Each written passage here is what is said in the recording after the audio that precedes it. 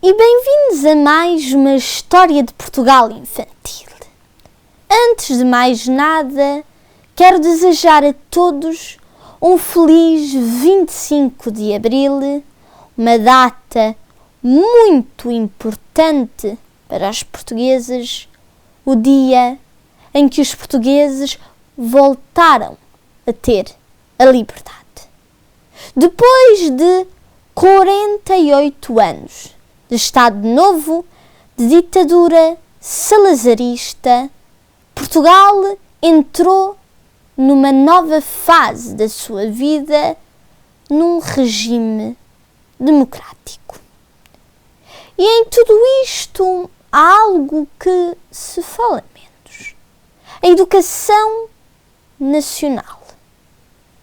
Pois, como todos sabemos, durante o Estado Novo, a partir da quarta classe, acabava-se a quarta classe e muitos alunos deixavam de ir à escola para ajudar os pais no trabalho no campo.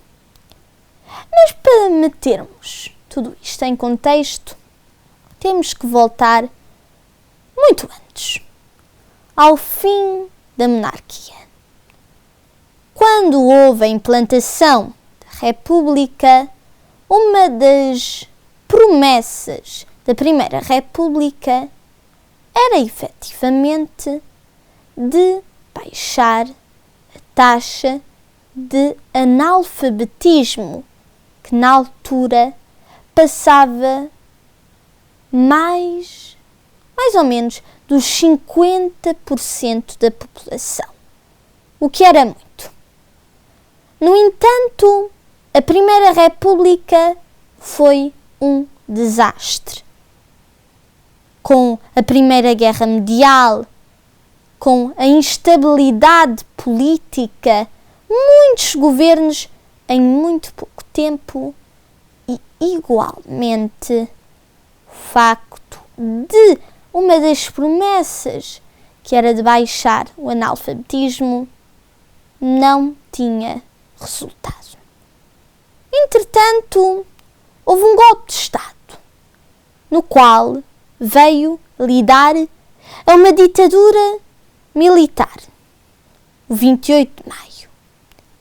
E a partir de aí, houve uma nova Constituição, a de 1933, e no qual dizia-se ordem, disciplina. Uma das frases ditas pelo governo era a promessa que o país estaria estável e bem organizado. Sucessivas reformas de educação institucionalizarão o ensino em sintonia com a tradição rural, cristã e nacionalista, que a mocidade portuguesa complementará. Mais consistente e mais cuidada será a reforma do ensino. De pequeninas se formam as consciências. Na dependência do Ministério da Educação, surge, em maio de 1936, complementando a escola, a mocidade portuguesa. A Igreja, que abomina o exemplo nazi e teme a concorrência junto das suas organizações de juventude, tem reservas iniciais. O Exército, que desconfia de organizações paramilitares, põe objeções. Mas com a associação de Igreja e Exército ao treino e formação, a mocidade portuguesa é desfascisada e solidifica-se como mais um instrumento do regime.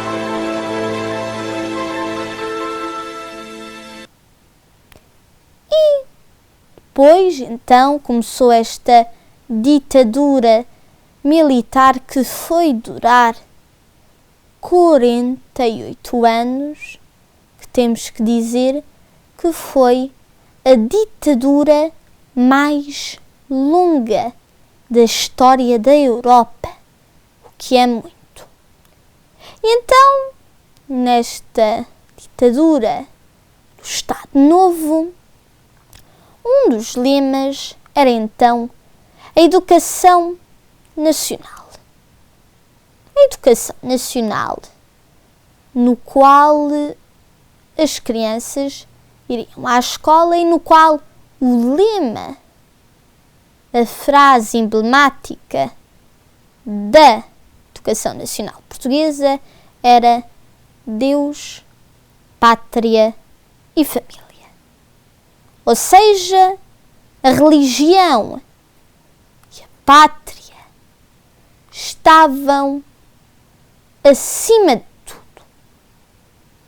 Salazar queria mostrar, desde os pequenitos, que a religião, a pátria-mãe bem amada, era muito importante. E de facto Salazar era como o salvador da pátria. Salazar era chamado o salvador da pátria, aquele que salvou os portugueses da instabilidade. E voltamos então à educação. As crianças acabavam a 4ª classe e a escola não acabava, mas a 5ª classe já não era obrigatória. O que significa que as crianças acabavam a 4ª classe e, por muitas, já não iam à escola. E das crianças que continuavam a escola já eram poucas. Mas por que é que tantas crianças deixaram de ir à escola depois de acabar a 4ª classe? E bem, é muito simples. Os pais trabalhavam no campo, precisavam de ajuda. E então, os pais diziam: já não é obrigatória a escola, o meu filho já acabou a 4ª classe, por que é que vai continuar na escola quando podia me ajudar a mim no campo? Ou mesmo as crianças então já não iam à 5ª classe, ou para ajudar os pais no campo, ou mesmo para ir para outros trabalhos, onde iam dar dinheiro à família, porque muitas famílias eram pobres. Mas nada disto é feito ao acaso, pois Salazar ia pensando: se a população tem uma base escolar da 4ª classe, em vez de se opor ao seu governo, às suas ideias, irá dizer: viva Salazar, viva o salvador da pátria, que é o nosso presidente do conselho, que é o nosso herói. Ou seja, se a população não será bem educada, mas terá uma base escolar muito mínima, igualmente não irá ter muitos opositores políticos. Ou seja, os opositores políticos eram poucos. Igualmente dizer que nos livros escolares a propaganda salazarista estava bem presente. Se pegarmos exemplo num livro de 1ª classe, 2ª, 3ª, 4ª classe, poderemos ver muito nome Salazar. Igualmente, crianças com vestes da mocidade portuguesa. Nas escolas, ser igualmente que havia muitos cartazes de propaganda em favor de Salazar, onde há uma bem conhecida em que o pai entra da escola, o menino tem uma veste da Mocidade Portuguesa, no qual tem igualmente a mulher que está a limpar a casa, que está a cozinhar, e tudo isto é propaganda. Propaganda para mostrar que isto é como tem que ser feito. E assim igualmente a cruz de Cristo, um crucifixo, igualmente quando se abria a janela via-se igualmente um castelo para mostrar a pátria. Ou seja, a educação nacional que era obrigatória durante pouco tempo tinha muita propaganda em favor de Salazar. Vamos tomar atenção à lição e começa a ler o António Ventura, A Vida no Campo. A vida no campo. O Manuel António desde pequenino começou a gostar da vida no campo. Ainda no berço, muitas vezes adormeceu à sombra das árvores, enrolado pelo canto dos passarinhos, enquanto a mãe lhe dava no amanho da terra. É mais alto um bocadinho. Mais tarde, quando já andava na escola, aproveitava as horas livres para ir fazer companhia ao pai e ajudá-lo nas fainas da lavoura. Nessas ocasiões, o Manuel António, extasiado e pondo os olhos no pai, sentia crescer lá dentro de si uma grande vontade de ser lavrador. Quando chegou à idade, foi para o soldado. Voltou à sua terra cheio de saudades do pai, dos bois e das lavradas. Casou, tem hoje um rancho de filhos. Trabalha e é feliz. Na aldeia todos o respeitam. Pronto, já chega. Obedientes, pobres, honestos e trabalhadores. Era assim que se imaginava a casa portuguesa.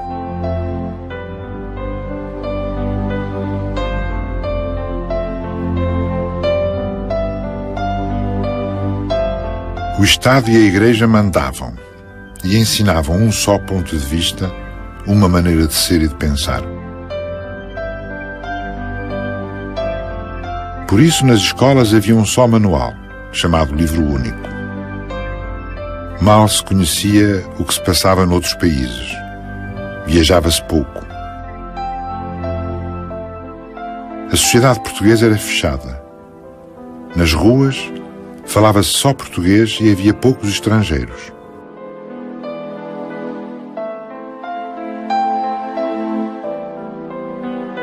Praticava-se uma só religião, a católica.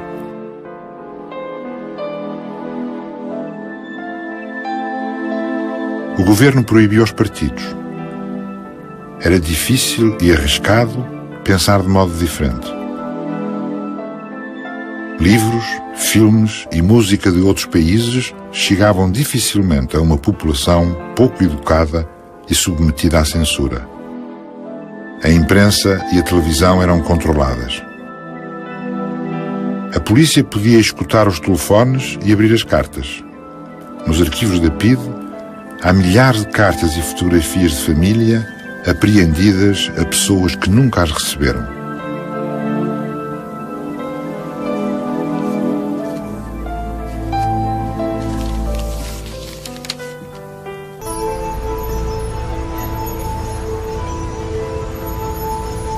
Comprar um livro estrangeiro não era fácil. Os que havia estavam de acordo com o regime e os costumes aceitos. Os outros ou não chegavam a Portugal ou estavam guardados para clientes de confiança.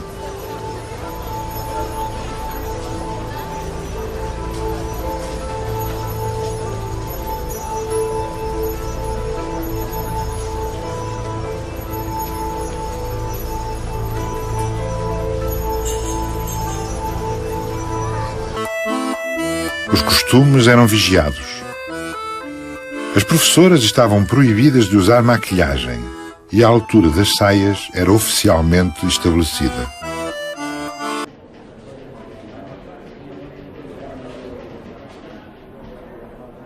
Os empregos públicos dependiam de um certificado de bom comportamento passado pelos governadores civis e que dizia: declaro por minha honra que estou integrado na ordem social estabelecida pela Constituição Política de 1933, com ativo repúdio do comunismo e de todas as ideias subversivas.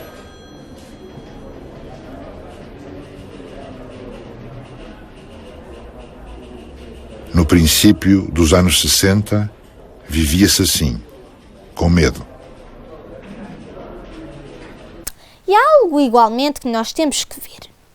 Eram os castigos dados pelos professores.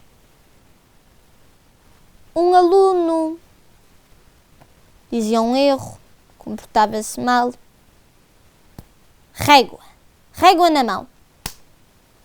Isso, igualmente, que um aluno ia para um canto da classe e metia as orelhas de burro.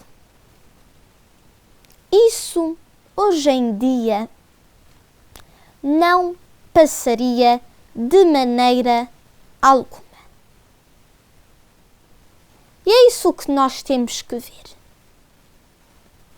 Que a educação nacional, o plano de educação do Estado Novo, foi um grande falhanço.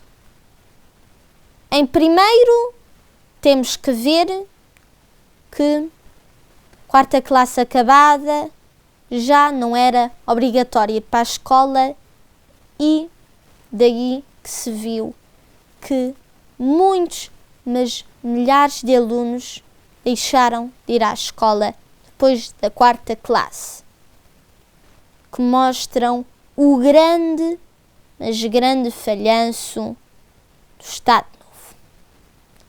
Mas os portugueses ficaram fartos de tudo isto, desta ditadura salazarista, marcelista, porque Salazar já tinha falecido, estava agora Marcelo Caetano. Os portugueses disseram: acabou-se, não queremos mais ditadura. E no dia 25 de abril de 1974 pôde-se respirar a liberdade. Os portugueses puderam cantar de alegria e puderam dizer que depois de 48 anos de ditadura estavam livres. Ouviu-se na rádio Grândola Vila Morena. E depois do adeus, duas músicas que mostraram neste dia da liberdade que a ditadura tinha acabado. Andava-se pelas ruas e todos estavam de cravo na mão e dizer: viva a liberdade. Entretanto, chegamos a 2021 e se nós compararmos a educação nacional do tempo do Estado Novo e a de hoje, vimos que a comparação é impossível a fazer. E isso porque as mudanças foram tantas e, claro, para melhor, que a educação nacional do Estado Novo pode ser comparada a um fiasco, a uma vergonha da parte do governo salazarista. Hoje em dia, vimos primeiramente que o ensino é obrigatório para as crianças, já não é na quarta classe, é muito mais tarde. Vimos igualmente que os alunos antigamente deixavam a escola muito mais cedo, agora continuam o ensino. E vimos igualmente que os castigos dados no tempo da ditadura já não se dão. Ou seja, o passo democrático de 74 foi bom para Portugal. Depois, então, da Revolução a Revolução dos Escravos, tempos depois, Portugal entrou na CE, a atual União Europeia, que foi nos abrir uma grande abertura, tanto na Europa como no mundo. Então, se há uma lição que temos que guardar nas nossas mentes, é que a ditadura não foi boa. Sim, teve lados positivos, podemos dizer de uma certa maneira, mas houve muitos e muitos mais lados negativos, como a educação nacional. Tenho a agradecer a todos por ter ouvido a minha cápsula sobre o 25 de Abril e voltamos-nos a falar nos próximos tempos. Muito obrigado. Daqui, Gabriel David Ferreira Feio e Alberto Feio para a História de Portugal Infantil.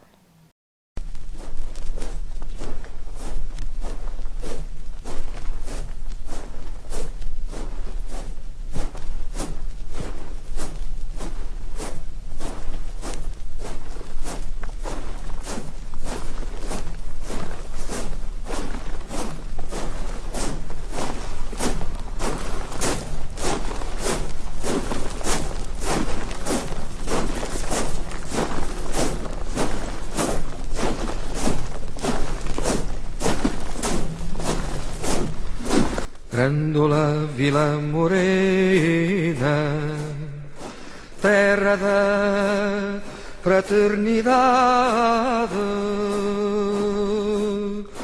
o povo é quem mais ordena,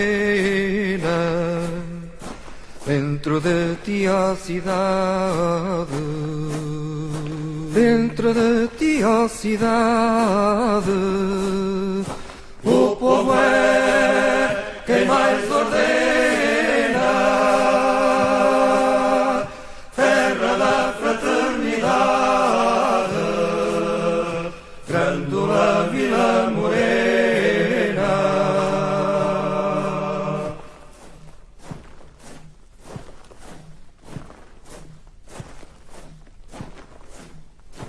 Em cada esquina um amigo, em cada rosto igualdade, Grândola Vila Morena, terra da fraternidade, terra da fraternidade, Grândola Vila Morena.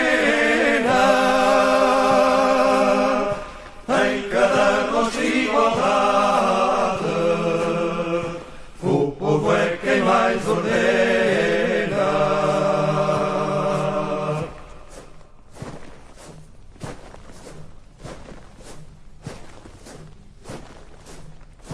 À sombra de uma azinheira que já não sabia a idade, jurei ter por companheira Grândola a tua vontade, Grândola a tua vontade. Jurei ter por companheira a sombra